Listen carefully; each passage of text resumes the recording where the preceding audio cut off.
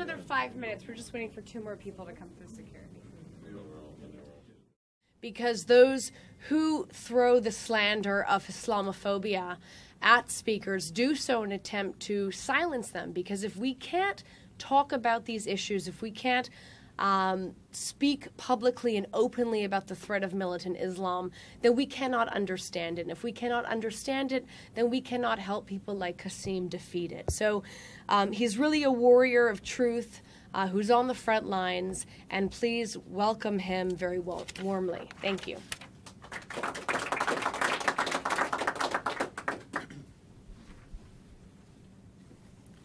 So, I used to be anti-Semitic, anti-Israel, anti-Western, and believed that the only way to make the world a better place, a more peaceful place, would be the annihilation of Israel, the Jewish people, and Western democracy. Always seems to get a round of applause in Tehran, that line. American audience, you're all thinking security really didn't do their job this morning. Thankfully, I don't think that anymore. Thankfully, my views have changed. But I guess the interesting, troubling thing about that is I'm British. I was born in Britain. I lived my whole life in Britain, and my whole radicalization process took part in Britain. And also living in Britain, I was also, when my views changed, faced with the issue of speaking out and what happens when you speak out and the multiple issues that surround that. So I'm going to discuss a little bit about my personal journey, how I went from A to B, and what's happened since. So a little bit about my family background. My grandparents came to the United Kingdom from Pakistan in the 60s. Very conventional immigrant story, the better economic opportunities, the better educational opportunities, and so on and so forth. And they settled in a place in the UK called Nottingham, which is famous for Robin Hood, a thief of all people. And they settled in an area which is predominantly Muslim. Like many immigrant communities, they kind of stick to their community. And I mean, up until today, my grandparents are not extreme or essentially radical, but they are very observant Muslims. And as a whole, growing up, my community wasn't extreme or radical. But the one thing with my grandparents, with the wider community, which would elicit a lot of hostility, a lot of anger, is whenever Israel was mentioned. Israel and the Jews, it was an interchangeable term. So when either one was mentioned, it would elicit a degree of hostility. You'd have, you can't really trust the Jews, they control America, they control the media. If they do, they're doing an awful job. That's aside. They control the UN, let's not even go there. And all these really extreme ideas. And it's also interesting to note that up until today, it's 2014, my grandparents have lived in the UK since the 60s. They've never actually met anybody Jewish or Israeli. But they've managed to develop these very negative and anti-Semitic ideas. Now, my father was much more extreme in his views. He would frequently say that Hitler was a great man, and Hitler's biggest mistake had been that he didn't annihilate world Jewry in total. It's not a great message to be growing up with when you're 6 or 7. But that was, when it came to Israel, when it came to the Jews, there was a definite negative slant in my community, to put it very mildly. But as a community, the process of radicalization, extremism, Islamism, it happened very rapidly, this change. And it happened in the space, I'd say less than 10 years, where you had external organizations, you had groups like Hizb ut-Tahrir, Al-Muhajirun, a number of groups externally coming into communities and changing the very dynamic of them. So you had these sleepy Muslim communities who were pretty much, I think it's important to remember that when my grandparents came over, when that generation came over to the UK, they came over to integrate into British society. They wanted to be part of a Western democracy. They'd left Pakistan for the very reasons that they'd come to a democracy. They wanted the freedoms, they wanted the ability to basically live open and free lives. So it has changed in many ways now. But the process of radicalization, you had these groups coming in, and they basically came into these small communities and went, okay, you people pray and you fast. Louder? Okay, sorry. They came into communities and they said, okay, you people pray and you fast, you teach your children the Quran, but what are you actually doing? You call yourselves Muslims, but you live in the West, you live quite comfortably. What are you actually doing? And they would use very graphic images of dead children and very emotive images to try and manipulate people's emotions. They would say, look, this is happening in Kashmir, this is happening in Chechnya, in Palestine. What are you actually doing? And something that's very interesting with Islamist groups, which they still do to this day, is they work very hard to turn people into victims. And when I mean that it's not people in a far-off land, I mean people who live in Western societies. So they would say to people of my generation, British Pakistanis who were born in Britain, who are British essentially, English is our first language, they would say, look, you cannot be part of this society because of who you are, because of the colour of your skin, because of your religious beliefs. You cannot be part of this society. You're always going to be on the outside of it. And I mean, as a British citizen, I had complete freedom to practice my religion, not practice my religion, as any democracy kind of safeguards. But they work very hard to get this idea into your head that you cannot be part of this society. You don't fit in. You don't belong in this society. While this was all happening, I mean, it was against a backdrop of a lot of things politically, globally. You had the issues in the Balkans, you had the Kashmir issue, you had issues in the Middle East as usual, satanic verses, which had caused a huge kind of uproar in the Muslim world. So there was a lot going on. For me, again, this was happening in the background. I didn't really take it in. For me, radical Islam wasn't high on the radar. What changed for me and what made me embrace these radical ideas more was going to Pakistan. I went to Pakistan in 2000, and I went to visit family. It was a very conventional visit. And where we're from in Pakistan is exceptionally boring. It's a little town on the border with India. It's not a huge city. But for me, it was the first time I'd come into contact with the ideas, direct contact with the ideas of violent jihad as an ideal. Violent jihad being an ideal to change the world. And it came in the form of an organization called Lashkar-e-Taiba. Lashkar-e-Taiba loosely translates to Army of the Pure. And they are a Pakistani-based terrorist organization, most notorious for the Mumbai attacks in India a number of years ago. And I came into contact with them in multiple forms. Firstly, they were seen as heroes. Their flag was flying from everywhere, from schools to mosques to stores. Their flag was flying everywhere. And this is, like I said, a little town. You had people recruiting for their jihad against India in the West. You had people raising funds. You had emotive posters all over the place. And the imagery was always similar. There was always this imagery of the American, the Israeli, and an Indian flag on fire, this kind of trinity of evil as they saw it. So I was in Pakistan for almost 6 weeks, but after the first week and a half, something clicked for me, because I thought, hold on. Because if you look at it rationally, the emotive images, the firebrand speeches, you would think, okay, these guys are very extreme, so on and so forth. But for me, that didn't happen, because for the last 16 years, all I've heard is how evil America is, how evil Israel is, how we're in this conflict with the West.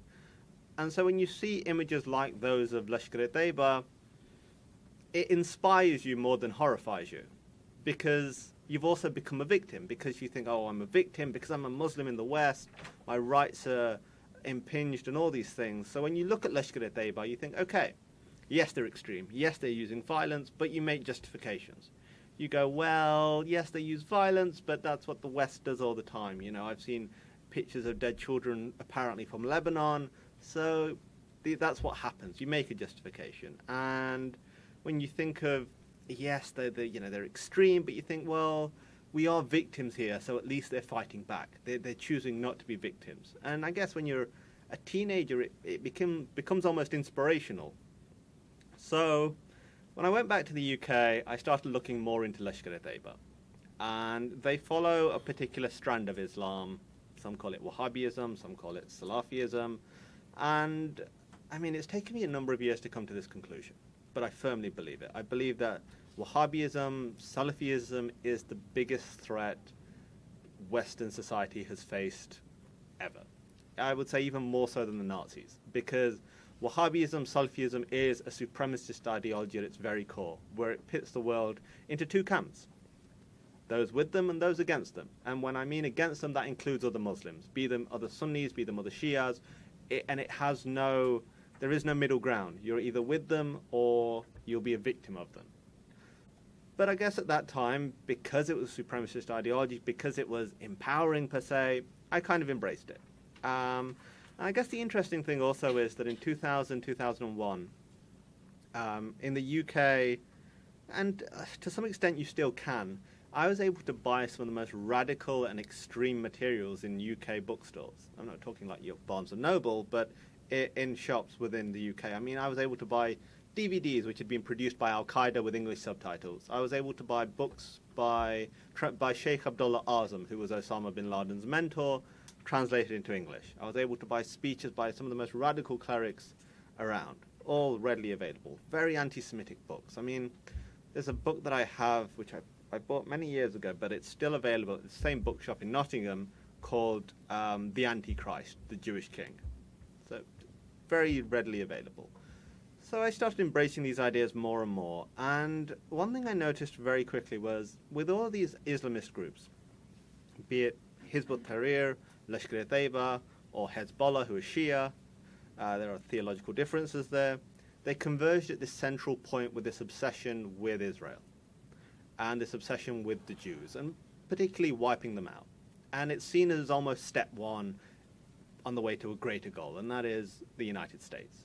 I mean, you've got to give the Iranian clerics one thing: they are honest most of the time. You know, they call Israel the little Satan. America is the bigger goal at the end of the day. And that's a pattern with many of these jihadist organizations. So I was kind of very engrossed in this ideology and starting to become a lot more, I say observant, but I'd say intolerant of all others observant. But there were two things which happened in very quick succession which changed me from being somebody who was very observant and following a very extreme ideology to becoming an activist. And the first thing was September the 11th, which happened in this city, of course. Because when September the 11th happened, I didn't really know where I stood.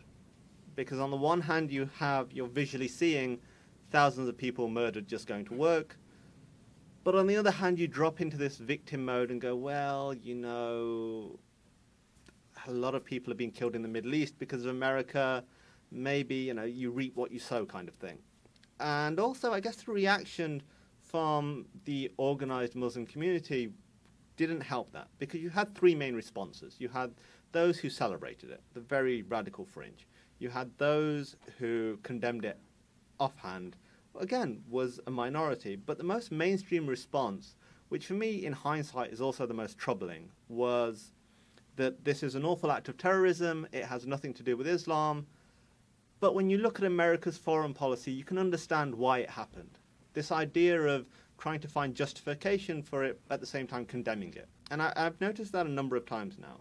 After the Boston bombings, you had the same thing. This awful act of terrorism has happened, and it is to do with ideology. You know, you can say it's these grievances, but it is. Ideology plays a key part of that. There is an ideology at work. But there is this almost, what did we do? How did we cause this to happen? So with those responses, it was like, okay, you know, it creates that doubt when you're unsure because people are justifying it. And the other thing was post 9/11, the focus should have, without a doubt, the focus should have fallen on the Wahhabi and Salafi ideology, a religious supremacist theology, because it's the ideology that was responsible for 9/11. There can be no doubt about that. It's what motivated the terrorists on 9/11.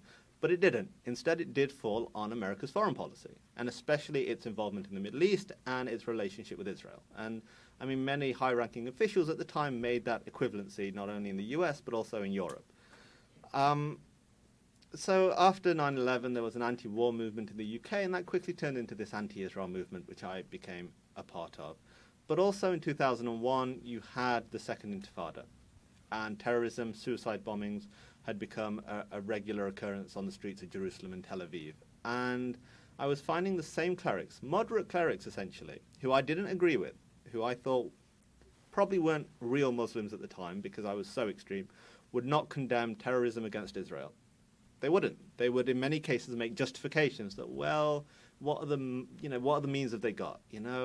But how about 9/11? No, this is different. This is completely different. Occupation, genocide, so on and so forth. So I thought, okay, even being extreme, here's an issue which crosses the kind of sectarian divide which exists in Islam, where nobody actually agrees with anybody. So that was kind of the first thing that happened. But the most significant for me, the most significant thing to happen in my radicalization, and I guess put me to the brink of going to a terrorist training camp, was going to university. And I went to a British university. I went to Nottingham Trent University. And from day one, you're bombarded with these very negative and extreme ideas when it comes to Israel. Daily. It's unavoidable. I mean, I was already very radical. I was already on that stream. But for many, you're constantly faced with it. On the very first day of university, at the Freshers' Fair, the Islamic Society held an event called How to Be a Better Muslim. Okay, just remember the name of the event, How to Be a Better Muslim. Though I'm a pretty good Muslim, but there's always room for improvement. So I went to this event, and we sat down. For 20 minutes, we played a very graphic video of violence, of images of dead children, elderly people at checkpoints, very emotive and very graphic. This video has no narration over it at all, not a single word of narration, and it ends with the caption, "What are you doing for your brothers and sisters in Palestine?" Okay, so if you watch that, you think, okay, for me it was like, this is not new. This is reaffirming what I already know. But for many, this is new information. They're going to give this some sort of context. Head of the society switches off the video and walks out. He goes, "For those interested in joining, we have forms at the front," and walks out. So you've been bombarded with this 20 minutes of very emotive propaganda, no context other than what are you doing for your brothers and sisters. And people have said to me before, that doesn't have an effect on people. People don't get riled up like that. A few years ago, my cousin, no interest in the Middle East, no interest in religion at all. I mean, absolutely none. Going to the same university, she was studying law, I believe, and she knocks on my door, and I open, and she's very red-faced and goes, why are the Israelis killing innocent people? I thought, okay, what are you talking about? She went, "Well, I watched this video at the society," and so on, and so, okay, look, stop. No, come in, let me put the kettle on, and we'll discuss this. My parents may be from Pakistan, but I'm still very British. We have a crisis, we put the kettle on. Good cup of tea will fix anything. And we discussed it, but it's incredible to think a 20-minute video had that much of an effect on somebody who had, even though I'd say the mildest of inclination, or she identifies as a Muslim, but there was no loyalty to either side. There was no even concern. I don't think she'd be able to point out Israel on a map. But 20 minutes of this video, it was so emotive, she felt she had to confront the only person she knew who was supportive of Israel. So at university, I became very active, handing out leaflets, going to protests, and one of the pillars of the anti-Israel movement, because it is an anti-Israel movement, this whole idea of there's a pro-Palestinian movement, we care about justice for the Palestinians, is the biggest. It's rubbish. It's absolutely rubbish. And that comes from my own personal experience as being an activist, and also what I've experienced over the last few years on campuses. When there are honor killings happening, they're very silent. When millions of dollars go missing into the pockets of Fatah or Hamas, again, very silent. When children die building terror tunnels, they're silent. All of these things happen. When Egypt take action on the Gaza border or close the border, they're silent. But everything is focused on the delegitimization of the world's only Jewish state. And that's what the whole movement is based on. And one of the pillars of that is fear and intimidation. To spread fear, to intimidate your opponents. And that took on many facets. In the lecture theatre, I studied politics. So no matter what we were talking about, we could be talking about free trade in Latin America. Somehow we would bring Israel into it, how Israel is causing global warming, and so on and so forth. And it serves two purposes. The first is to get this anti-Israel message out there, because I guess on campuses, the majority of people really don't know where they stand. They're in the middle. They kind of go with what they hear. So it's just reinforcing this anti-Israel message. And the second element of that is it's to send a message to those supportive of Israel, especially when we had Jewish students within our seminars, is to send that very strong message that we're very loud and we're going to be very aggressive about things. And when they didn't respond, and people didn't, and I can understand why, because they were afraid, it was seen as a victory. It was seen almost as a moral victory. Silence was seen as people accepting Israel's guilt, so to speak, especially from Jewish students. Outside of the lecture theatre, you could be more aggressive. You can shout louder. You can blur the lines between being anti-Israel and anti-Semitic. And for me, look, I've come to this conclusion, and it's taken a number of years, but I firmly believe it now. I can't see the difference. Actually, I don't believe there is a difference between anti-Semitism and anti-Zionism. I believe they're the same thing. Firmly believe they're the same thing. And it's basically based on this, that anti-Semitism is hatred of the Jews, discrimination of the Jews, so on and so forth. Zionism is the Jewish liberation movement, okay, the national liberation movement, the call for being able to determine their own destiny, live in freedom, and all these things. Now, to deny that, to single out just the Jewish people, the Zionist movement, to be anti-Zionist, you're discriminating against the Jewish people. You are. You're denying them the rights that you don't deny any other people or any other nation. I mean, you don't hear anybody saying that the Pakistan movement of 1940, I'm anti-Pakistan movement. You know, because it was essentially the same thing, obviously not with the vast historical background, but the Pakistan movement was this call for a separate Muslim homeland because they didn't want to be at the mercy of a Hindu majority. You know, they went, our ways are different, our religion is different, we need to have our own land so we can live in security and safety and govern ourselves. Zionism is essentially that, but obviously it goes much further back. So to deny that, you're denying one people the right that you don't deny anybody else. So it's ridiculous that this term anti-Zionist is still accepted and seen as cool by some. So I got to this point at university where I was doing all these things. You know, I was very active. We were having the most intolerant and bigoted speakers coming to campuses. I mean, people who had distinct anti-Western messages, people who were literally calling for the destruction of Western society and Western democracy, talking about murdering homosexuals, talking about oppressing people who didn't believe the same beliefs as us. And we were able to, because of two things. We knew how to play the free speech card. Secondly, if anybody spoke up against it, you're an Islamophobe.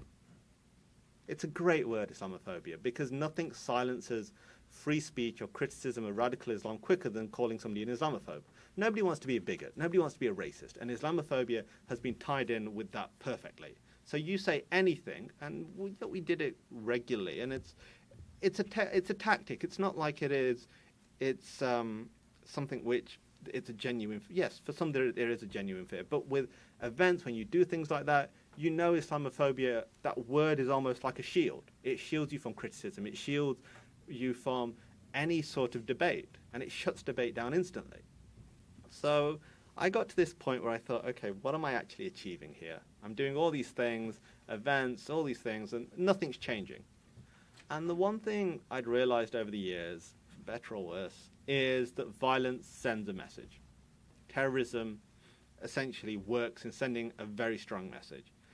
So I thought that must obviously be the way forward from here. So I decided that I would go back to Pakistan and go to a terrorist training camp and do whatever was needed. Thankfully that didn't happen, or this could be very awkward. And what changed for me, it was very gradual. It wasn't this instant flash of light. And the first step was coming across a book called The Case for Israel. Now, I saw this book, The Case for Israel. For me, I thought I was an expert in the Middle East. Israel was this racist, apartheid, genocidal state. So why would anyone write a book defending it, making a case for it? So I thought I'd buy this book, literally just to see through the Zionist propaganda and, you know, I guess stroke my own ego to say how great our movement is.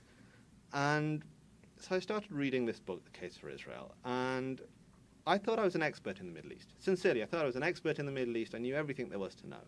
But as I read through it, there's some really strange points. I mean, things that didn't make sense. Alan Dershowitz says in his book that the Jewish people have had a presence in the Holy Land for thousands of years. Speak a little louder. Oh, sorry. Let's see if I can go like that for you. Cool. Okay, there. That's what. So I was reading through The Case for Israel, and Alan Dershowitz makes some absolutely ludicrous claims. He says that the Jewish people have had a presence in the Holy Land for thousands of years. Like, that's not true. You know, we've all seen the maps that the Jews came from Europe after the Holocaust and stole the land. And then he talks, and Alan Dershowitz is a huge supporter of the two-state solution. And he says that a Palestinian state has never existed. Historically, it's never existed. And again, that made no sense for me. You know, I've seen the maps of shrinking Palestine. It was a Palestinian Arab state. The Jews came, stole the land. And he talks about Israel's war of independence. And I was actually thinking about this very recently. And the logic behind my beliefs made no sense. Because when I think of Israel's war of independence, what I believed was that in 1948, this tiny state made up of kibbutzniks who have been there for a long time, Holocaust survivors, on gaining independence, decide that the best and smartest thing to do would be to invade their 5 Arab neighbors. Doesn't really make sense, but that's what I firmly believed. And he talks about Israel in 1967, the aftermath of that conflict, the Arab states going away to Khartoum, no to recognition, no to peace, no to negotiation with Israel. He talks about Israel as this democratic society, values human rights, multiracial, multi-religious society. So I read this book cover to cover and I thought, okay, that is a load of rubbish. Absolute rubbish. Now I'll disprove it. So I started researching. I thought this will take a few weeks. And after 2 years of researching and reading a lot about the Middle East, I still couldn't comprehensively disprove all the points. And 2 years is excessive. Not going to deny that. But the issue is when you have so much hatred for something to the point that you're ready to die for, it's not that easy just to go, I read a book and I did some research and I don't believe it anymore. It's simply not. And after 2 years, I decided that I had to get some closure on it. I suffered from a real awful period of depression because I was struggling to validate the two kind of views. Here, on the one hand, here's what I believe, that the Jews and Israel are evil. And on the other hand, most of what I'm reading doesn't give me that idea. But I still wasn't willing to accept that I could be wrong. So I decided that I needed to draw a line under things. So I thought I'll go to Israel. Hopefully when I get to Israel, I'll be beaten up by 8 security guards, and, you know, we can all say Israel's evil. So I flew out to Tel Aviv, Ben Gurion in July 2007. And I was very naive, because I'd read all the history of Israel and all these things, but as a destination, as a country, I didn't know that much. So I bought one of these tourist guides, and one of the important points this guide raised was that Israel is very security conscious, for obvious reasons. So just be honest. If you're questioned by authorities and you're not doing anything nefarious, just be honest. So I get to the airport and I hand over my passport, and the cheery person at passport control asks, what is the purpose of your visit to Israel? And I decided to be honest. I went, well, I used to be anti-Semitic and anti-Israel. Now I'm not 100% sure, so I thought I'd come and see it for myself. This long, awkward silence. Okay, so you're going to have to take a seat, and somebody will be with you shortly. So that was the start of my 8 hours. It's okay, sorry. So that was the start of my 8-hour stay at Ben Gurion Airport, which wasn't actually a bad experience, and I'll explain why. So eventually the gentleman from security comes, Hafeez, yes, and we're talking and going back and forth, and he's asking about family background and all these things. And he looks at my passport, and he goes, okay, your passport has no stamps, no visas. If this is the first country you've traveled to, that's exceptionally suspicious. No, look, my passport was renewed 2 months ago. Look at the date it's valid from. He goes, okay, fine. So where have you traveled in the last 10 years? I went, well, I went to Pakistan. He goes, okay, why? Family. He goes, okay, I can understand that. Is that it? No, I also went to Saudi Arabia. He goes, okay, I'll be right back. And he walks out. And here's the thing. Okay, so yes, I'm in Israel. 8 hours is a long time, without a doubt. He's very apologetic. He's very polite. Granted. I went to Saudi Arabia on a religious pilgrimage. And to this day, and I fortunately or unfortunately, I've had the opportunity to travel around a lot of Eastern Europe, where there are still huge issues when it comes to racism. Countries like Hungary and Lithuania. I've never experienced the level of racism and religious bigotry I saw in Saudi Arabia anywhere in my life. I mean, the open racism based on the color of your skin. It's not subtle, it's not under the surface, it's very open and direct. And in terms of religious bigotry, I'm not even talking about between Muslims and non-Muslims. I'm talking within Islam. If you're not the right kind of Muslim, you'll find yourself in a lot of trouble with Saudi Arabia's religious police at the holy sites. I mean, the Shia in particular are persecuted horribly. So here I am in Israel, this country who I think is an apartheid state, and okay, it's not too bad. And also the guy from security, after a few hours, became very Jewish mother on me. He tried to force feed me every 2 minutes, and you know, what can you do? So eventually, after 8 hours, he goes, okay, everything's fine, it checks out, you're free to go. Just, you know, if you come to Israel again, just say you're here for a holiday. It'll be much easier. So he gives me my passport, and I go off. And I went to Jerusalem first. And so I'm in Jerusalem, and I think, okay, it's time to find signs of apartheid. You know, because when you talk about apartheid, South Africa is the real example, you know, of racial segregation and all these things. So I'm looking for Arab-only bus stops, Jew-only drinking fountains, you know, ridiculous things like that. And if you've ever been to Jerusalem, it's obviously very much the opposite. And I took this great picture in February. I was in Israel in February of this year. I took this great picture at the light rail stop on Jaffa Street. And there was a group of people standing together, and I just thought, this is perfect. So there was a very Orthodox Jewish man, hat, curls, the real deal. There was a soldier, fine. There was a Greek Orthodox priest. There was a Muslim woman with a headscarf on. And there was this kid with green hair. It's like there is nowhere else on the planet they would be in the same place at the same time. I mean, really, it's just, well, it's Jerusalem, really. So, but on my first trip, I made an effort to speak to people, you know. And I spoke to Christians, I spoke to Muslims, I spoke to people who were Druze. You know, I'd never even heard of a Druze before being in Israel. They're a distinct religious community. And actually one of the most pro-Israel communities in the Middle East. They've been persecuted wherever they've been, and Israel really does provide them a safe haven. So I spoke to a number of people, and the kind of overarching message I was getting was, yes, it has issues like any other country, but where else in the region would you want us to go? This is from people who weren't Jewish. You know, we have healthcare here, we have freedom, our rights are respected, so on and so forth. So I thought, okay, this isn't adding up. And it's also a lot more difficult to deny things when you're physically seeing and hearing them. So I decided to be a tourist for a bit, because I thought it's a lot to take in. And I went to the Al-Aqsa Mosque, I went to the church, I went to the Western Wall. And it was at the Western Wall where things really connected for me, because here I was in Jerusalem, you know, the united capital of the state of Israel, the world's only Jewish state. And I thought about everybody I'd met in this day, everybody around me, everybody I saw, and I thought, here are people I wanted to murder. Really, I wanted to see them dead.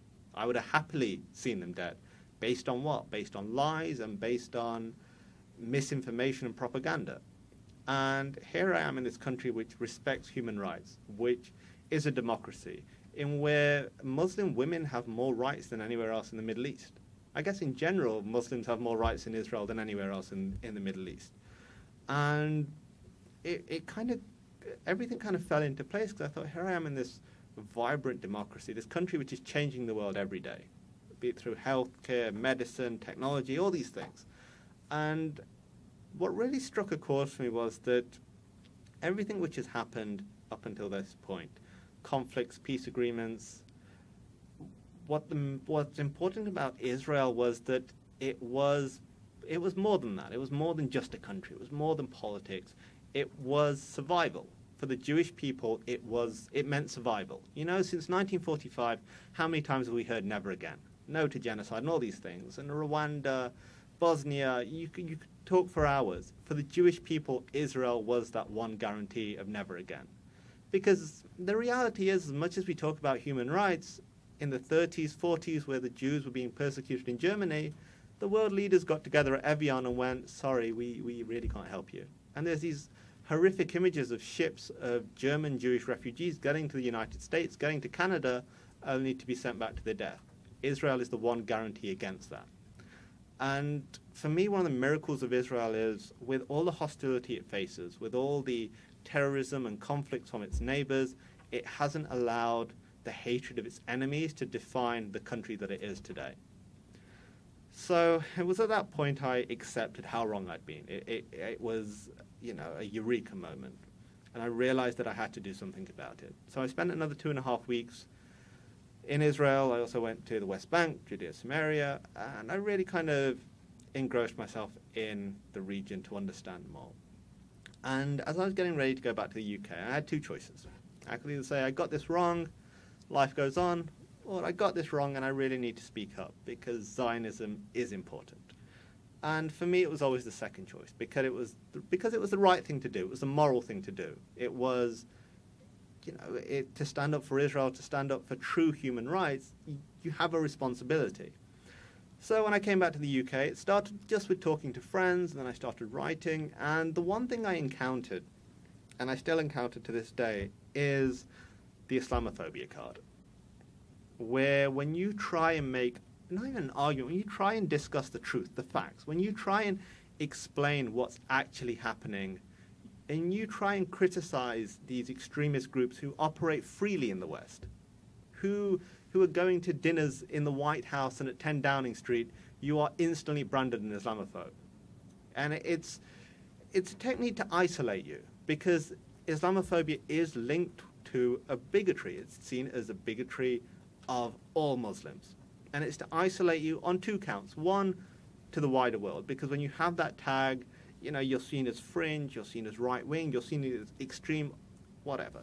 But also within the Muslim community, because when they put that tag on you, even if you're working for the betterment of the Muslim community, it makes it very difficult for you to make any inroads anywhere, because you're seen as an enemy almost. You're seen as being an enemy of the community you're trying to help. And I'm going to round off here, but here's the important thing. We have, for me, there's a disconnect in Western society where when we think of radical Islamist, when we think of a person who wants to supplant Western democracy with a Sharia system or a caliphate system, we think of guys on the back of pickup trucks with AK-47s and turbans. That is the biggest mistake you can make. Because a guy wears a suit and a tie, because a guy has a fancy degree from Harvard, it doesn't mean he's not an Islamist. Because a guy is in the White House shaking hands with the president, it doesn't mean he's not an Islamist. It's just they've become so much more sophisticated in how they do things. They become so much more intelligent in how to do things. And if they weren't afraid of criticism, if they were willing to accept criticism and hear it, they wouldn't throw this Islamophobia card around like it was candy on Halloween. If there is any real measure of the fear, and not only the fear on their part of being discovered, but also the need to silence any opposition, they would not use the Islamophobia card as they do. And you have a responsibility to tackle it. If I can give you one message to take away from today is, do not be afraid of the term Islamophobia. Do not let that silence you. Because truly, look, I moved from Europe in March of this year, and Europe has become an awful place. I'll be very honest with you. Parts of London, there are Sharia zones. There are places where if you're with your girlfriend, you can't hold hands because you'll be attacked. And the scary thing is, and I was watching interviews recently with one of these Sharia patrols in London, what their argument is, when this journalist said, this was wrong, people are going about their daily lives, what about their freedom? They went, what about our freedom of speech? You have people who are using Western democracy, the freedoms Western democracy offers, to destroy it. And if you don't act today, if you don't speak up about it today, if tomorrow you have a situation like we have in London or in France or Belgium, you'll have no one to blame but yourselves. You have a responsibility, because the biggest enemy of freedom, and in the United States of all countries, a country which fought for its freedom, that really embodies some amazing values. If you do not stand up for those values, if you do not stand up for the freedoms which define you, regardless of what people brand you, because truly, not to be that person, but to be called an Islamophobe has become a bit of a badge of pride for me now, because I know what it means. I'm not going to be blinded by the rubbish and the kind of, oh no, because I know what it means. I've used it myself. Back in the day, I used it myself because I knew it would silence free speech. So you have to tackle that, because the biggest enemy of freedom, the biggest enemy of acceptance, the biggest enemy of a free society is silence in the face of the worst bigotry and the worst intolerance. Thank you very much. So we're going to open it up for Q&A. Richard. Hi. Hi. Wow, that was amazing. Thank you. Excellent. I learned so much. I was in Pakistan for a couple of months right after 9/11, and I met with two terror groups.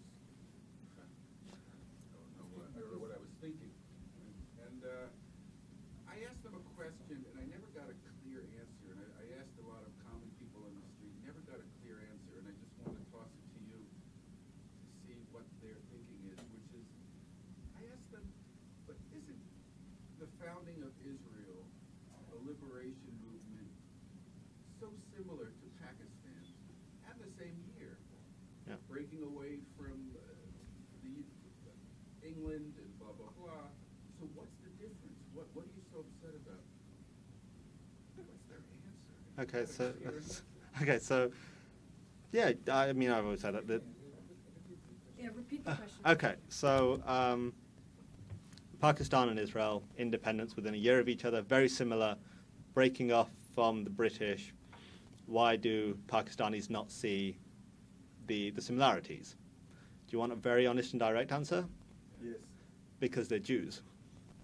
Different set of rules. Let's be very honest. You know what? No, nobody wants to hear it, but that's the reality. It's because it's a Jewish state, because it's Jews, different rules. And that's one of the biggest issues you have in the Middle East today. It's not that a Palestinian state doesn't exist, it's that a Jewish state does exist.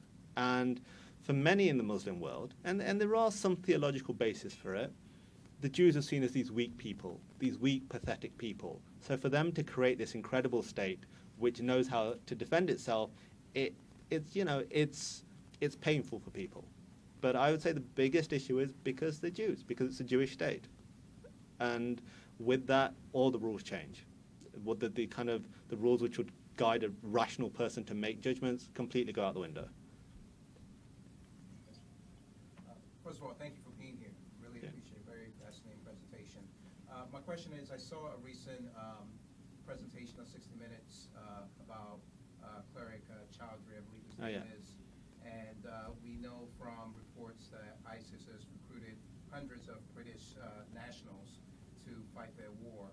Talk a little bit about what's going on in England, why it's become such a fertile ground for recruitment, and what warnings America can learn from what's happening in England. Okay, so situation with ISIS in the UK and why it's become such a fertile ground. It's Europe-wide, to be honest. It covers most of Europe. Here's the thing. With ISIS, for example, if we destroy ISIS militarily, the ideology isn't going anywhere. The ISIS ideology originates from an Islamic scholar from the 13th century, Ibn Taymiyyah.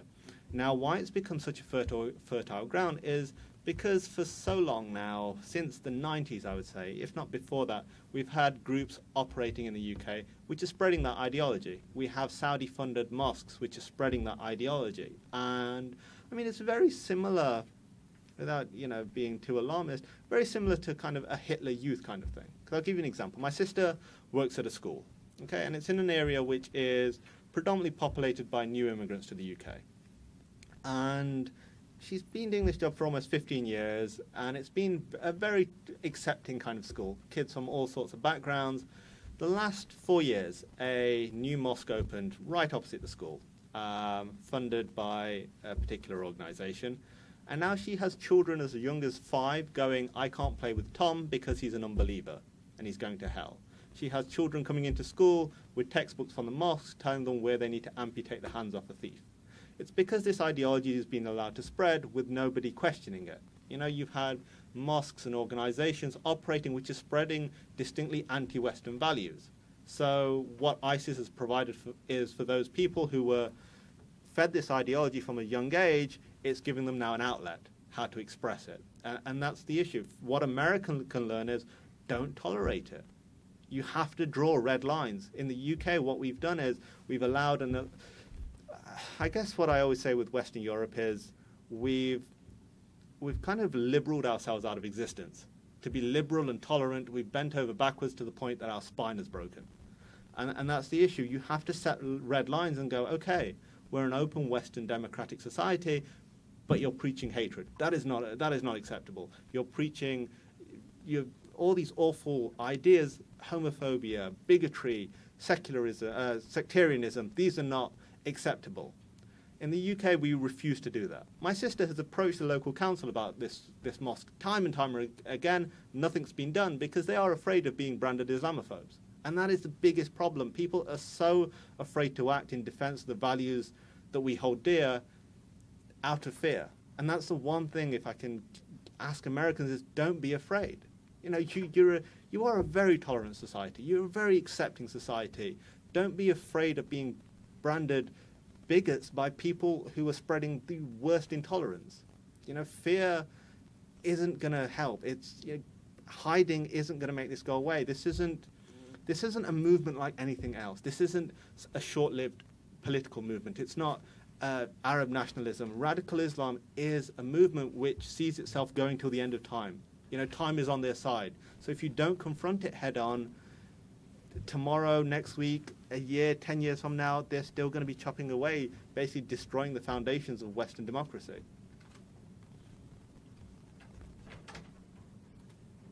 Go ahead. Okay, I want to thank you for your wisdom as well as your intellectual presentation. Really appreciate you very much. I know I speak for everyone in this room. What do you think, other than just not being afraid to speak up, is the best way to the free world to start showing the example to break the backbone of PC, of political correctness, throughout the free world? Okay. What's your recommendation? Okay, my recommendation to basically bring an end to this PC culture, which has become so predominant in the West, it is to tackle it head on. We need to stop being PC and not be afraid of it. I mean, at the end of the day, and this is the kind of irony of it, I guess, the awful irony, that you have people like Anjem Choudhury you mentioned, there are so many clerics who say the most awful things, the most intolerant things, but nobody says to them, okay, that's not right. That's not acceptable. But the moment you say that this is not acceptable in our society, that's not right. You're being, and it's not balanced. At the end of the day, it seems like freedom of speech is only available to one group. Freedom of speech only goes one way, and you see that on campus. You have these groups who go, oh, it's all about freedom of speech, but then when you bring a speaker that they don't like or disagrees, then freedom of speech goes out the window. So it is basically exert your rights. Exert your constitutional right to make your views heard. And hopefully society will change with it, because in the UK, society changed in the opposite way. Everybody wanted to be so PC and not offend anybody, and the problem is we still suffer from it now. And what you have in the UK is people being so PC at government level. Nobody calling a spade, as they say in the UK. And what's happened is far-right extremist groups have started to rise, because for the average white British person who can't walk into their neighborhood anymore because it's a Sharia zone, they don't feel they have any other outlet. So it's fed another stream of extremism. So the best recommendation is speak out. Make that the loudest voice. You have so many organizations who are doing great work, and support them, be involved, and don't be afraid. I know it's the same thing I said a minute ago, but it really is. As long as people are courageous enough to stand up, eventually that voice will become the loudest. Because for me, I believe that is the voice of most Americans, but they just don't have an outlet. And for many, they're afraid that nobody wants to be branded as a bigot or an Islamophobe. And we need to change that narrative. We need to stop allowing those who are against freedom and democracy to dictate what freedom and democracy is in America. Hi, I've waited a long time to meet you. I can't say I learned a lot, because I've watched videos of your speeches, and the maturity, just since the first video, I saw you kind of going through your story. I really, really enjoyed hearing you today. Thank you. There are a couple of things. I'm not clear how to articulate your ethical, moral sense is so marvelous. As is Brooks, I must say, Brooks is very courageous when she goes and says on Fox News. I mean, she really is, and she's magnificent. But how to get at the heart of the stealth jihad? I mean, finally, people are waking up with these horrific beheadings, etc., and people are starting to arrive. But for Jewish people, it's very, very difficult to watch Jewish organizations, which have stood in the forefront of every civil rights movement, and they're totally missing in action when it comes to a movement that affects them so specifically. It's very hard to comprehend. I've seen the transformation, what happened on the campus at Brown. I've seen what's going on in our neighborhood. I live on Long Island, and there's a mosque, Islamic Center of Long Island. They have a wonderful relationship with a few synagogues. They've held panel discussion on Sharia law, and any time you doubt the idea of Sharia being incorporated, you're called Islamophobic. And they say, but of course this wouldn't conflict with the Constitution. Constitution, but at the same time, they've stated they want to change the Constitution, and now the moral equivalence between Islamic values, U.S. values, now their mantra is it's the same. Yeah. So they are having a fundraiser with extremist Siraj Wahaj. Oh, wow. And how do you communicate to a synagogue, this is not a good institution for you to be programming with? It's a very difficult chasm to breach. So, I mean, it's interesting. Yeah. So you have, like you said, Jewish organizations working with, essentially with extremist Muslim organizations, and how do you communicate to them that you shouldn't be, basically? It's interesting in the UK, during the last conflict, the Board of Deputies partnered with the Muslim Council of Britain, who are one of the most extreme groups. I am very skeptical in general about interfaith. I'm going to be very honest, because I don't know what it achieves. If you're going to have interfaith dialogue, it needs to be honest. It can't be about, we believe in one God. Wow, we do too, yay. Okay, but we want to behead you if things change. You know, we'll talk about that later. And that's one of the huge issues. I find a lot of the interfaith work that happens isn't done sincerely. It's basically done in a very light and fluffy way without tackling any of the real issues. Honestly, I don't understand it with Jewish organizations. It's driven me crazy since the UK, where they want to appease and don't want to get on the wrong side of things. I mean, a few years ago, I was going to be doing a campus speaking tour in the UK, and the Jewish leadership organizations worked very hard to get me banned from a lot of campuses because they thought it would inflame campus tensions. You know all about that. And it is. I don't know if it's fear, if it's stupidity, but for me, what these organizations are doing, they're basically selling their community down the river. You know, in Europe, and it is changing here as well, unfortunately, where you have Jewish students afraid to wear kippas to school, afraid to assert their Jewish identity, afraid to even say they have anything to do with Israel. And you've got these people in leadership positions shaking hands with essentially the leaders who are responsible for it, who are doing nothing to condemn it. I don't understand it. It's something I've tried to understand. I don't know if it's cowardice, naivety, stupidity. I really don't know. I mean, and also I would say go to them and present the facts, but I've done that and they still don't want to listen. So, I mean, the hope is that as leadership changes and a new generation comes in, they're more clued up, but the fear is how much damage is going to be done before then, and that's the real worry. And I guess that's why it is important that people speak up, like the LAWFARE Project. You know, you guys speak up and you get that point across, and there has to be a point where either they listen or you basically have to expose them. You have to expose the leadership for the hypocrisies that involved in it. I just want to ask you, do you believe, I mean, your family came from back and came to the UK looking for what the UK had to offer. Do you feel there is a transformation within the Muslim community now in Western countries, not the least bit interested in separation of church and state, which is the fundamental underpinning of democracy? And since the more radical strain, it's a political movement. They do not believe in all those things which the previous generation was trying to I mean, there is a huge gap between the initial generation and the new generation, because it's the new generation who are really targeted for this kind of these new organizations because they were British speaking, they were citizens, they were born in that country, so they are citizens, and they're really the ones at the forefront of the movement. When you look at the Muslims from Europe who have gone to join ISIS, it's not the first generation. You know, obviously they're in their 70s and 80s now, but it isn't, and many from that generation disagree with all the extremism. But now, look, without being too negative, in terms of Islam in Europe, I would say Islam globally, yes, there is a struggle going on against those who are more radical and extreme and those who aren't. And look, let's be honest, the radicals and the extremists are winning.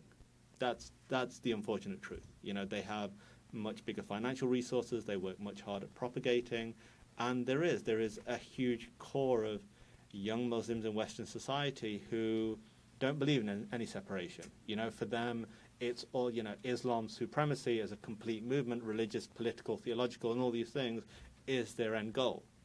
And one of the most frustrating things for me is, I guess for a lot of Westerners in liberal democracies, we can't fathom that. We we can't process the thought that somebody will want to kill you and oppress you to put a system like that in place. We have this idea that, but everybody loves democracy. You're free. You've got. It doesn't work like that. I wish it did. I guess it's the same thing with Iran. When Iran say we want to wipe you out, we can't process, no, they don't really mean that. But when people are motivated by a religious theological goal, like Iran are, like ISIS are, although they're different streams of Islam, they mean it. For them, it's the very core of what they believe. And unless it's tackled, they're not going to stop. This is, the only way I can explain it is when it comes in terms of, say, with Israel and anti-Semitism, this isn't your white neo-Nazis from Chicago or anything like that. This is an ideology that won't stop. Generation after generation will keep coming until you either submit, and appeasement doesn't work. You can't appease somebody who wants to kill you. You can't sit down and have a latte with somebody who wants to build a nuclear bomb to drop it on you as soon as they can. It just doesn't work, and there is this disconnect within Western society of not fathoming that, and that is so frustrating and also suicidal. Kasim, I just want to interject. So I had 3 questions that came from some of your answers. The first thing is people like us who go out and speak with each other in these interfaith speaking engagements. I then get accused by people from the extreme right conservative that I'm a dhimmi because you're not a real Muslim. Yeah. And Islam has to be interpreted literally, and how could you call yourself a Muslim if you don't believe in the literal Quran? Yeah. How do you answer that? And then the second question I had is, when you're speaking to the young Muslims, do you speak to the Muslim community? What kind of reaction are you getting? And what are the best messages that you have found to turn them to become critical thinkers like you, to question that historical revisionism that leads to their radicalization? Okay. So your first question, in terms of when you do forums with Muslims, you're called a dhimmi, etc. Okay. I get it. People think, well, have you really changed, or you're not a real Muslim? One of the two. And I get it from both sides. I don't understand it, to be honest. Here's the thing. You can't go to war with 1.6 billion Muslims. Okay, it's a ridiculous notion, and it doesn't help. And again, we're doing this. This is the strange thing. On the one hand, you get people allowing radical Islamists to define what free speech and tolerance is, and on the other hand, you get people allowing the radical Islamists to define what Islam is. Islam, yes, there is. You can be a good Muslim, a bad Muslim, depending on what laws and things you keep. But from a theological point of view, unless you walk away from Islam, even if you drink alcohol, you're eating pork, you're still a Muslim. That's a theological premise. That's not, and that's why one of the worst things you can do as a Muslim is to call another Muslim a non-believer, regardless of what he does, because it's seen as a huge theological no-no. Because regardless of what that person does, unless they give up the belief in one God and abandon their religion, they're still a Muslim. That's across the board. And it's detrimental when people do that. I've heard people say that, and it's so detrimental. Why are we basically giving the radicals control of the religion? In a way, that's probably the real Islamophobia, where you're basically going, okay, the radicals, they define the direction of the religion, and you get people speaking to them as the sole representation. Look, at the end of the day, a Muslim can define what they are. As long as they still believe they're a Muslim, then let them do what they like. It's their choice. It's like with other religions. You don't take things down to you have to go by the text step by step. For some Muslims, they do. That's what they believe. For some Muslims, not so much. Islam isn't this one monolithic system. And the other thing is, within Muslim groups, they all hate each other. They really do. The Sunnis hate the Shias hate the Sunnis, the Wahhabis hate everybody hates the Wahhabis. You've got so many different kind of directions. And, I've met Muslims in Pakistan whose system of practice is so alien to those who live in, say, Saudi Arabia, that you wouldn't even think they're practicing the same religion, but they still see themselves as Muslims. So I think by basically surrendering the religion to extremists, it doesn't help. All it does is empower the extremists more and help discredit those who are speaking out against them. Because you need voices within the Muslim community, because anything else is almost seen as, we're very suspicious of any external kind of influences in the Muslim community. We're so ingrained in these conspiracy theories and how everyone's got it in for us. So without any involvement from the Muslim community, people become very skeptical, and it doesn't help. It just discredits, and especially when you have people going, you're a dhimmi for talking to Muslims, and they're not real Muslims. It doesn't help. It's detrimental, and if anything, it helps the more extremists to go to Muslims who are on the fence. Look, they're not going to accept what you do. So it definitely doesn't help. What was your second question? Sorry. The messages you found effective when you do speak to young Muslims to spark their critical thinking. Yeah. Messages I've found when speaking to young Muslims to spark their critical thinking. I have offered in the UK, offered to speak at a few mosques, and they didn't want to hear it. And that's one of the most frustrating things within the Muslim community, where they don't want to listen. It's not a case of they hear you and go, I don't agree. But on campuses, I've had the opportunity to speak to quite mixed crowds. And I try and make things personal to them. I try and make them understand from what's relevant to them. So when I'm talking about Israel, I'm talking about the rights of Muslims in Israel, etc. And when I'm talking about, I try and really highlight that, okay, if you're a Muslim, surely you can't agree with what's happening in the name of your religion. Surely this isn't the way. If you truly believe in your religion and you believe it's a religion of peace and all these things, just look at the world around you. Surely you can't agree with this. And I always say to people, look, if you believe your religion is true, then you shouldn't be afraid of questioning it. If you're afraid to question your own beliefs, then how can you say that you are sincere in what you believe? You're living in this kind of box where you're afraid to challenge things. But it really does vary. And also, I found that I always have more success when I talk to these students afterwards individually, because they'll normally come in as a group, and you'll get the usual, they just want to kind of rant and rave at you. But it's always, I had this not last week, sorry, the week before, when I was on a campus tour, that when students come up to you afterwards for one-on-one conversations, they're a lot more open to ideas. That's the great thing with the US, that they're going to be exposed to ideas which hopefully will challenge them. And sometimes all you need to do is just create one single crack, because if you can just not attack, but basically show them one aspect that they believed firmly that is a lie or a half-truth, maybe that'll lead to them questioning more things. Maybe that'll be the start.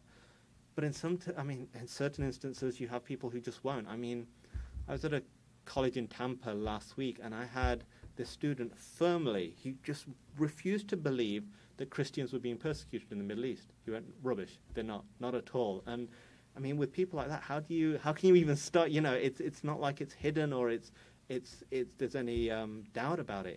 It's very openly happening. Good day. Thank you for your presentation. I was raised and went to a Jewish nursery school, was raised Christian, and I've been a Muslim for 35 years. In my travels in mosques all over the country, I don't doubt your question, but I've never seen a radicalization or radical Pakistanis, Indians, and Bangladeshis. Arabs, yes. And when I'm in this meeting or talking with them and they start this anti-Jewish rant, I put them in check. Yeah. And I was curious as to your, beliefs, and you said several times that you're British. You said 3 times. I don't know how you feel about being Muslim and expressing that, but I am Muslim. Yeah. And I wanted to know if you could be more effective if you were, when you're talking to these people, to go into, I'm losing my train of thought here, go into be more clear about taking it from a perspective, from an Islamic perspective or a religious perspective, to tell them why their hatred or their anger is not correct. Yeah. So the question is that would it be more beneficial to use more of a religious angle to explain why their hatred and bigotries are incorrect? I have used that with certain crowds. In terms of Pakistanis and Bangladeshis, the radicalization, I guess in the UK, the majority of Muslims are from a Pakistani, Bangladeshi, and Indian persuasion, and the radicalization within those communities is fairly recent. It is with younger generations, and it's also with a lot of these radical groups, they target more deprived areas. Like there is a huge issue within the Bangladeshi community in East London with radicalization and people going off to join ISIS, and it is, it's no coincidence that it's one of the most economically deprived areas of the UK.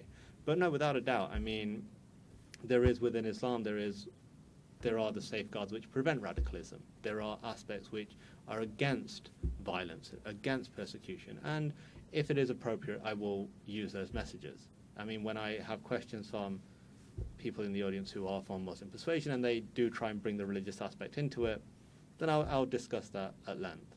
So of course it is. And the issue is at the moment, I get this a lot, where you try and talk to people and they'll go, well, you're not a real Muslim. And that's one of the most frustrating things, where people who have heard you speak for half an hour have now made judgments on, where you stand religiously. And that can be frustrating. Yeah. Would people be justified in saying when a person who's Jewish and who's like Orthodox and they're against the state of Israel, when they get up there and they say something against Israel, that they say that you're not really a real Jew? I mean, do you see there's a connection or a I mean, if they call for the destruction of the state of Israel, that's a problem not just from a Jewish point of view, just from a genocidal point of view. But to criticize Israel being Jewish, Muslim, Christian, I don't see an issue with that at all. I salute you for your courage. And I'm thinking of another very courageous person who was hot in the news about 6 months ago, Percy Alley, who was topic A at my 50th college reunion in Brandeis last May. Okay. But I see a difference, because she carried a lot of baggage. She had given up her Muslim faith. She criticized all of Islam in general because the majority, the silent majority, didn't stand up to criticize the radical minority. Yeah. You don't carry that baggage. No. And yet I assume you are still meeting the same resistance and pushback from the Muslim community. Yeah.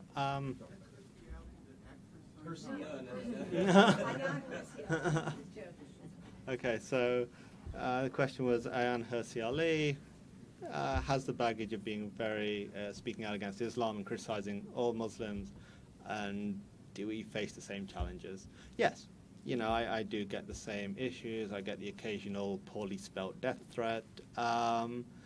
But I mean, for me, I don't think you can. This is, that's her views, and I respect that. And but I don't believe you can criticize 1.6 billion people. I don't think you can straight away write them all off as extremists, because that's not the reality. Yes, again, it's very complicated with the Muslim world, because even with 10% of that, 1.6 billion people is a lot of people. But it is. I mean, you have certain people within the faith who any criticism, any sort of diverging from the standard line for them, they see as a threat and they try and challenge it. With some, you even have people, I have some organizations within the Muslim world, primarily in the US, who are kind of receptive and are intrigued, and we have had conversations. But it is difficult. Because, especially in the UK, in the Muslim community, anti-Israel is the default position. Anti-Semitism is a very widely held opinion. So to go against that, it's like when I speak on campuses recently, I've had a new experience where people are trying to go, well, you're a traitor. I'm a traitor to who? Well, you shouldn't be. And somebody actually said this at a university I spoke at very recently. We're having a conversation afterwards, and there's the rabbi from Hillel was there, a couple of the coordinators from Christians United for Israel, and she went, "I'm your Muslim sister. You should be thinking about me above these," and then stopped halfway through a sentence. I went, "Above these what?" She went, "Can I speak to you outside?" I went, "No, anything you can say here." And that's a huge issue. People are seeing it in very tribal terms, us versus them. It's not an issue of, are we standing up for freedom, democracy, for acceptance, which for me, as a Muslim, it's values I should be standing up for. I don't see, especially if, look, Israel defends itself. You have thousands of people on the street. ISIS butcher thousands of people in the name of Islam, and there is silence. Yes, you have some people protesting at Raheel Raza in Toronto holding a protest, but not enough. And yes, people will say, as Muslims, why do we need to speak out? This isn't Islam. I wish it was like that. I wish it was that easy. But when you turn on the TV, it's quite scary. My sister says this. My sister is very observant Muslim. Very observant. And we were talking recently, and she went, "You know what, when I turn on the TV, sometimes I'm scared of Islam." Because she goes, you look at Iraq, you look at Syria, you look at what's happening in Pakistan, you look at what's happening in the Muslim world, have a look at what's happening in East London. It's scary.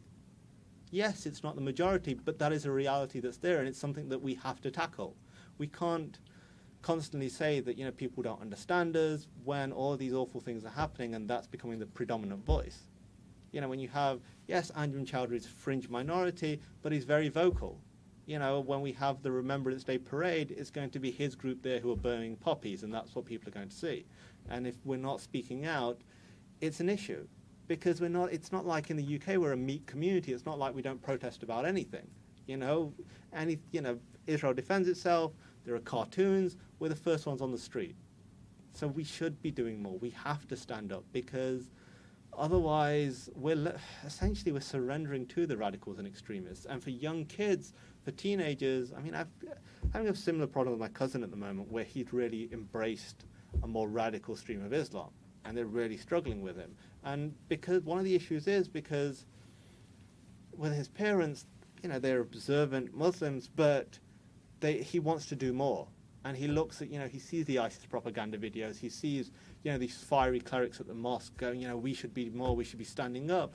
And as a teenager, it appeals to him over his parents going, you know, you need to pray 5 times a day, you need to read the Quran, you need to give charity and all these things. So he's very much seduced by the political aspect of it. And unless we're doing more to combat it, it's going to cause huge problems. I mean, it's causing huge problems in the UK now, but unless we do more, it's going to cause even bigger problems long term. All right. Thank you for being here. I'm coming to you because, or I'm asking this question because I've been a real failure in talking with people who engage in the 3Ds of delegitimization, the demonization, holding Israel to a double standard. So I'd like some tools from you. It's a variation on all the questions you've seen. In 2 areas in particular. One is the oppressive discourse that's very effective in our culture, which is you're an Islamophobe. Yeah. It seems to shut down conversation. Yeah.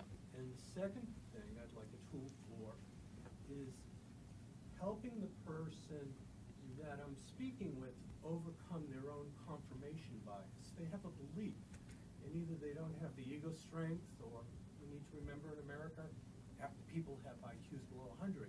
So it's hard to get people calm and to talk to them to overcome the confirmation bias. So.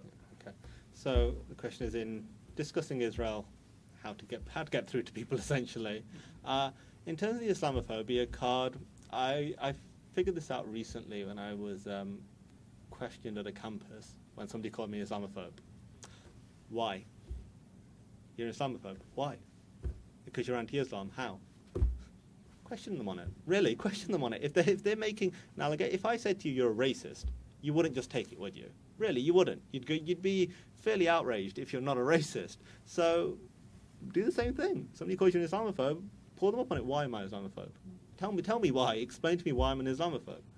Normally they won't have an argument, and if they do, I think you'll find it fairly easy to deconstruct, because sadly it's just become. Look, there are people in the UK there are issues where people are discriminated against, or attacked because, they're wearing Muslim dress. That's a reality. But sadly, the wider context, Islamophobia is just used as a card to discredit people now. It's just a term which is thrown out there without any real. I mean, I saw a particular organisation released a list of Islamophobes, and it's got Dr. Zahudi Jasser on there. It's like, really? He's an Islamophobe? I mean, it's ridiculous, but it is. It's just this. It's to basically, I guess it's the equivalent of tarring and feathering people at the moment. So question them on it. Somebody calls you an Islamophobe. Go, why? Explain to me why I'm an Islamophobe. You have the right to do that. Somebody called you a racist, you wouldn't just take it, But Islamophobia has become such a loaded term, people are afraid to question it or follow up. In terms of when it comes to Israel, it depends on what angle you take it from. With some people, no matter what you do, you won't be able to convince them. But for those who do, it depends on what stream. Sometimes it's best to go at it from. A lot of the times, and this is what makes it difficult with advocating for Israel, everything takes time because you have to give context. It's very easy to say 2,000 people were killed by the IDF. It takes a lot of time not a lot, but it takes a little bit more time explaining why. Human shields, rockets coming from Gaza, all of those things. So it's important to give context and also make it relevant to them. Make Israel relevant to them. Why should they care? If they're involved in, I don't know, humanitarian work, you can explain how when the Philippines, Haiti, Israel is always the first country there. If we're talking about human rights, explain about the freedoms Israel offers. You know, the right to, I mean, for me, one of the most incredible things about Israel is that it is the only place in the Middle East where being different is celebrated and not a death sentence. It's about making it relevant to the individual. I don't believe there's a silver bullet for Israel advocacy, but it's about making it relevant to people and what appeals to them. Because beyond everything, people have their own personal interests. Beyond politics, and I think people have their own personal interests, be it they're interested in politics, be it medicine, be it interested in just a holiday location.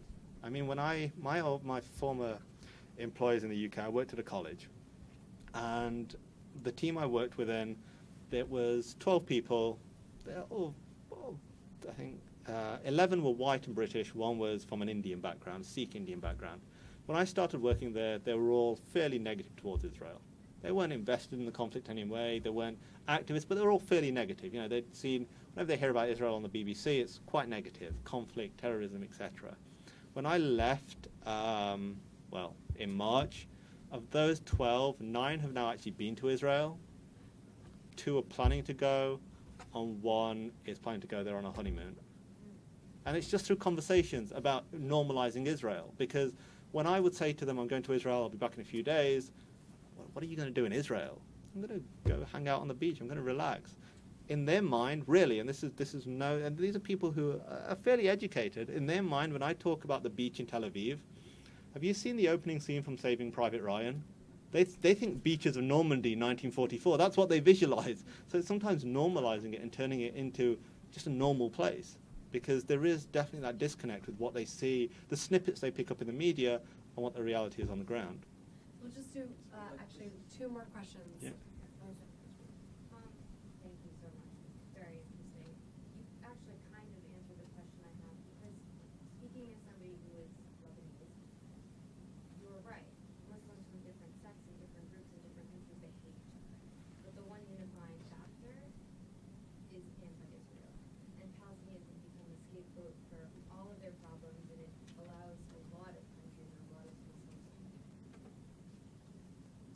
not introspectively look at their own problems, because they're Look what's happening, yeah. And, you know, we talk a lot about, like, Muslims in the West, but Muslims in the Middle East, they're directly affected by a lot of what's going on. And how do you get them to, I guess your point is normalizing Israel to show them that you guys are not that different, but how do you really get them to see it in a different way, and not only to, like, be more critical, less critical of Israel in an inflammatory way, but also critical of themselves. Yeah. Reverse, because, for example, I lived in Lebanon and I took a class on Palestinian-Israeli politics, and imagine the types of tensions that arise in class. And somebody asked, like, well, how do you deal with the fact that Israel treats the Palestinians terribly and they put them in settlements and all of this stuff? And the teacher looked at the student and said, most Arab countries treat the Palestinians worse than Israel does. Look at what Lebanon does. They're in camps. And this silence is, like, extreme. So how do you get them to see that? Okay. How do we get the Middle East and the Muslim Arab world to see the reality of Israel? It's difficult because, I mean, I'll give you a quick example. Pakistan, not in the Middle East, Muslim country, and essentially for a lot of Pakistan's early history, it was a fairly liberal country, you know. In 1999 or 2000, I can't remember the year, maybe a bit later, the then president of Pakistan, Pervez Musharraf, went, why are we being more Palestinian than the Palestinians? Israel hasn't done anything to us. You know, maybe we should reach out to Israel, and that could also help resolve the conflict. And also he made the argument that the Arab states have traded with India for a long time, and Pakistan has been in conflict with India since independence. When he said that, one of the newspapers at the time, the Daily Jang, biggest newspaper in Pakistan, interviewed Shimon Peres. They interviewed him. They published this interview. 2 days later, the Jang officers were burnt down in Karachi. It's that extreme. And one of the biggest problems you have is it's ingrained in the education system. I mean, look, this is, again, it's an extreme example, but there is, I believe, some truth in it. 15, 20 years of Nazi rule had professors, doctors walking Jews into gas chambers. The Muslim world, it's been for a lot longer. I mean, in Pakistan, you've also got the anti-India education, which is very anti-Hindu as well, which is ingrained within the education system. You know, we've seen some of the textbooks, and that's one of the huge issues. I guess, and also, if it was resolved, if it was an easing of that tension, you're right. You know, who would certain states blame when things go wrong? You know, I mean, there's a great, I mean, it's not great, but it's awful. But it's funny when you think about it. In the last election in Pakistan, that was one of the ways to discredit candidates. Go, well, you know, he's a Zionist. It's like, really? In Pakistan? What? It's really strange how that level of insanity. I guess the hope has to be similar to Egypt to some extent, where people realize that radical Islamism as a political system doesn't work and makes people's lives worse. How long that's going to take, I really don't know. And for certain countries, it's going to take time. Saudi Arabia have at the moment, as a kingdom, they're quite secure. They have vast oil resources. Western governments know the alternative to the Saudi monarchy is even worse. So they're going to remain in power. The Gulf states, similar. So, I mean, in that context, it's very difficult. And I want to be positive about things, but I don't see any light at the end of the tunnel right now. The world is changing because of Iran. And a lot of the Arab states are seeing the world through this lens of the threat that Iran poses to them, bigger than anything Israel poses to them. Maybe that will lead to some sort of reapproachment publicly. I know there is things privately, and some of the things being written in Saudi and Kuwaiti media about looking at relations with Israel. Maybe that will change gradually, but it's like anything. When something's ingrained in an education system for so long, if relations change overnight, attitudes won't change overnight, and that's something which has to be tackled across the board. Hi. I see the crux of your speech today about open and frank discourse. What would you say to critics such as, let's say, John Mearsheimer and Stephen Walt, who wrote American Foreign Policy and the Israeli Lobby? Yeah. Say that if you criticize Israel, if you criticize settlement building, if you criticize incursions into Gaza, if you criticize the perceived influence of pro-Israel lobbying organizations on Congress, if you criticize Israel in any way, you're labeled an anti-Semite, or you're labeled, in their case, self-hating Jews. Yeah. There seems to be a chilling effect on free speech on the opposite end of the spectrum as well. Yeah. So if you criticize Israel, if you're an anti-Semite, if you criticize Islam or Islamists, you're an Islamophobe, as you state. Yeah. I mean, where's the room for dialogue? Of Is there course. any room for just not the hatred Yeah, of course, stuff not you're hatred. talking about? Is there any room for rational criticism of Israeli policy? Yeah. So, is it possible to criticize Israel without being branded an anti-Semite? Of course.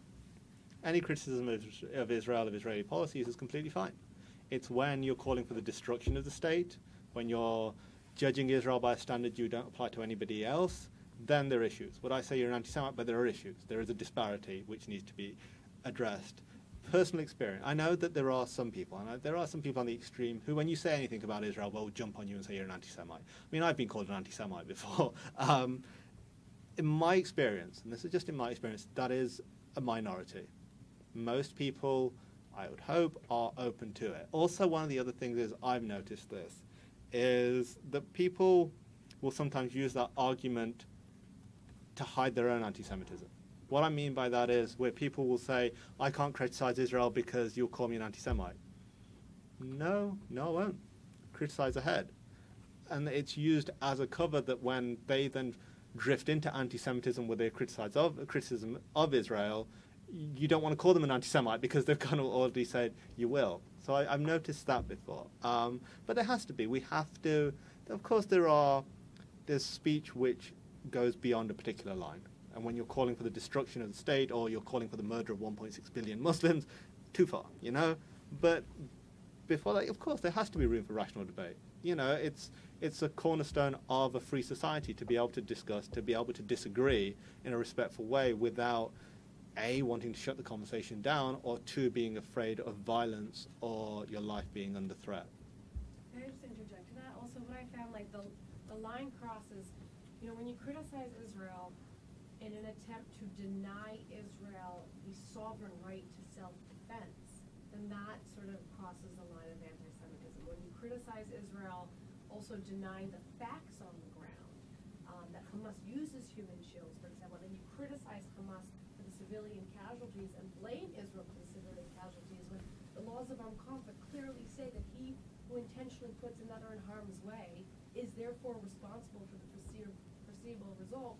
That sort of is anti-Semitism. But I think the Jewish community is the most critical of Israel. And so 2 more questions, and then we have to go because the room has to be used, but obviously everybody's welcome to communicate with Kasim on a one-on-one, and we'll do Ayal and then this gentleman. Thank you. I wanted to ask a question about the radicals, especially. You talked a lot about 10% or this kind, or I don't know. I know it's not like something accurate, but for me, I lived in Israeli embassies around the world for almost 12 years, and I was in Egypt especially for 3.5 years. So on the ordinary time, you know, when you're not working, you're going and traveling, you speak to the locals, Egyptians, and they're like great guys, great people, like it's fun to hang out with and everything.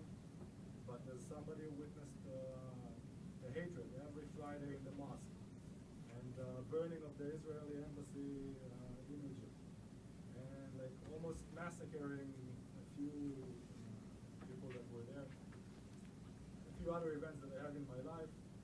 On the other hand, I trained with the Egyptian secret police and everything. So on one hand, you have very, very good relations with a few of these Muslim and Arab countries, and on the other hand, they teach their kids or their students in schools crazy things. When they tell them you're Israeli, they think you're a demon and you can raise your hand and wipe them out of the face of the earth without. So how can you explain? First of all, do you really think it's only 10% of people that are really radical, and the rest just don't do anything? I believe it's a bit more than 10%. And the second is like, why this leadership that on one hand has very good trade relation and security relation with Israel doesn't feel courageous enough to speak out and say, hey, let's normalize things. Let's do things in a normal way like we do with any other country. Yeah. Okay, so your first question about what percentage are radical. Do I believe it's 10%? No. Do I believe it's more? Yes. It's difficult to say globally. I'm going to just go with the UK context because it's one I'm very comfortable with.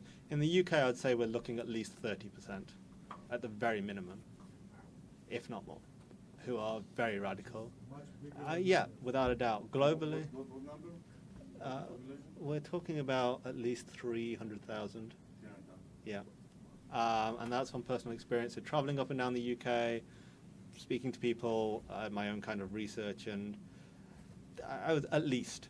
A second question on nations who have relations with Israel but don't have the courage to actually tackle the real hatred. Firstly, everybody wants to make money, you know, at the end of the day, unfortunately. Yeah, you know. And it, like I said, it's a default position. And for a lot of, I guess, Arab states and even Muslim states, it's nice to have that scapegoat there. When you have issues, it's quite easy to blame Israel in the Middle East. You know, it's easy to blame the Jews in the Middle East. So I think that's definitely a factor. And also, I think there's an issue of tackling the clergy. The clergy in many Muslim countries have a lot of power. I mean, in Saudi Arabia, it's a great, I know I use that quite frequently, but it's a great example where, although the monarchy, it's an absolute monarchy, they know the power that the clergy wield. And in Qatar, the situation really changed from being pro-Western to being really radical. And that's the thing, so as the world... Exactly, and that's all it takes. And as long as the clergy have a foothold, they're going to go with these same messages. I mean, I think, is it Qatar or... I can't remember which Arab state it is, but I was looking at a list of some of the clerics in some of the main mosques in the Arab world, and they've all been trained at the same universities, either Medina or yes. So Al-Azhar isn't as extreme as the University of Medina, but I mean, I speak to my Muslim friends in the UK, and as soon as a cleric comes to the UK and goes, I was trained, it's like, oh no. Literally, it's like, oh no, this is not good. And they offer scholarships for people to train for free. So that's the issue. You've got messages coming out, and I don't know if some of these clerics are sincere when they do these speeches, or it's just rhetoric, but it has an impact. You know, it does have an impact. And that's, in the UK especially, you had the whole issue with I don't know if you read, but there was a huge issue recently, and I think it's going to continue to be an issue, of the sexual grooming of young non-Muslim girls by these Muslim gangs. Okay? And yes, it was a huge issue, and people try to say, no, it's not to do with religion. Of course it's not to do with religion, because religion doesn't justify it. But when people are constantly hearing this message that basically talk about unbelievers as cattle, and they go, you know, the unbelievers, you know, their values are this and that. And look, these are speeches I've heard myself in Nottingham. For these guys, it makes them justify it. They go, oh, it's okay, you know, they're unbelievers, you know, we don't have to treat them at the same level we would treat a believer, and they can kind of then justify doing awful things. And it's become a huge problem. It is, look, I wish I could say that, you know, it's not a problem in the Muslim community, but it really is. It is an issue within the Muslim community, and the clerics definitely have some responsibility for that. But again, you try and question it, and you're branded an Islamophobe. You are, you know, I try to have this discussion, and they went, no, you're an Islamophobe. But regardless, the issue, it's an issue within our community. And that's the issue. These messages coming from clerics, they're coming out of certain mosques, and nobody's tackling them, and they have an effect on people's actual lives. The cleric may go back, and he may, you know, have Jewish friends, he may visit Israel, but the messages they spew out, the messages they're putting out there, are having direct effect on people's lives, and they then go on to do either extreme or radical things if it's not challenged. Thank you for the wonderful and honest speech, and your courage is very much appreciated, says a war veteran. Yeah. And if you advise the leaders of the Western world or the free world, what will you advise them to do? Because I understand that we are talking about in a really, really big problem. It's not something which is minute. This is real. Yeah. What will you advise them to do? If I was advising the leaders of the Western world, there'd be two. Firstly, choose your allies carefully. Okay, don't embrace the first Muslim organization that comes along, because sometimes you're doing more of a disservice to the Muslim community than helping them when you ally with groups who are extreme or are allowing extremists to operate. So that would be the first stage, because you will need to get the Muslim community involved in a positive way. The second is stand up for the values that define you as a society. You know, realize the threats that face you and don't be afraid in tackling them. Realize the threat of extremism. Realize the threat of intolerance. You know, to tolerate intolerance in your society isn't a good thing. You know, tolerance has to have limits. And when we're tolerating ideas which are talking about oppression, which are basically denying females' rights, and you have that in certain communities. In the Pakistani community, you have it where girls, as soon as they hit 18, are married off. Taken to Pakistan to be married off. You know, these aren't ideas that we should be tolerating. We need to speak out about it. There is way too much fear and way too much rubbish in tackling things which are detrimental to our society for all communities. There is way too much tolerance for poisonous ideas which are affecting all communities. And I know it's not the best advice, but it's be courageous. Really, just have some guts and speak up for what's right. To what extent are you going to tolerate intolerance and bigotry and extremist ideas? To what extent? And one of the most frustrating things for us as a Western society, and I mean, I live in Canada now, and it was only until when the attack happened in Ottawa, people start thinking, okay, this threat is real. It shouldn't be like that. It shouldn't be that people have to die before we accept that there is a threat. People have to die before we realize extremism is a problem. In the UK, it shouldn't be when far-right racist parties are rising, we go, okay, there is an issue. It's not like it's hidden. It's not like people are making a secret of it. So tackle it head on. So like the Egypt, when went after the Muslim Brotherhood? Same style, or? I mean, the Arab Spring, as they call it, was disastrous. And I think that was... Here's the thing. Sometimes, with this administration, I'm not an expert in American politics, with this U.S. administration, I don't believe they've either been very naive or very stupid. I don't believe they understand the Arab world at all. I don't believe they understand dealing with the Arab world in any way. I mean, I'll give you an example. And this, my grandfather is very anti-Israel. Okay, very anti-Israel. I would even say borderline anti-Semitic, because, you know, of ignorance more than anything else. If I ask him, and we had this conversation a number of years ago when we were still talking, who is your favorite Israeli leader? Which Israeli leader do you respect? Who do you think it is? Have a guess. Ariel Sharon. Because for him, Sharon stood up for what he believed. Sharon, he didn't like Sharon, but he respected what Sharon stood up for. And the leader he hated was Rabin, because he felt Rabin was weak and didn't understand the language of the region. And this is the fear, I guess, for the United States. And this is just, I might be wrong, this is my opinion. For the US to be hated in the Middle East, don't worry about it. Really, don't worry about it.